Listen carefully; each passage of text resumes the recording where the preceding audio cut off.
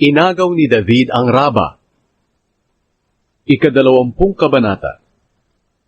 Nang panahong pumupunta ang mga hari sa digmaan para makipaglaban, hindi sumama si David at nagpaiwan siya sa Jerusalem.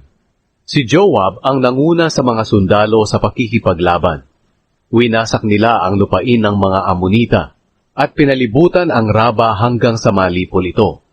Pumunta si David sa Raba at kinuha ang gintong korona sa ulo ng hari ng mga Amonita at inilagay niya ito sa kanyang ulo.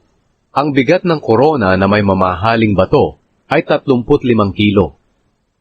Marami pang bagay ang nasamsam ni David sa lungsod na iyon. Ginawa niyang alipin ng mga mamamayan doon at pinagtrabaho gamit ang lagare, piko at palakol. Ito ang ginawa ni David sa mga naninirahan sa lahat ng bayan ng mga Amonita. Pagkatapos, umuwi si David at ang lahat ng sundalo niya sa Jerusalem. Ang digmaan laban sa mga Filisteo. Makalipas ang ilang panahon, muling naglaban ang mga Filisteo at mga Israelita. Nangyari ito sa Gezer. Sa labanang ito, pinatay ni Shebekay na taga-Husha si Sipay, na isa sa mga angkan ng Rafa, at natalo ang mga Filisteo. Sa isa pa nilang labanan, pinatay ni Elhanan na anak ni Jair si Lami, na kapatid ni Goliath na taga-Gat. Ang sibat ni Lami ay makapal at mabigat.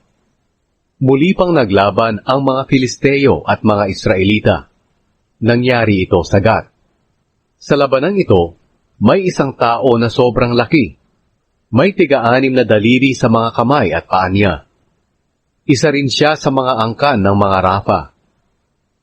Nang kutsain niya ang mga Israelita, pinatay siya ni Jonathan na anak ng kapatid ni David na si Shimea. Ang mga Filisteyong iyon ay mula sa mga angkan ng Rafa na taga-Gat. Pinatay sila ni David at ng mga tauhan niya.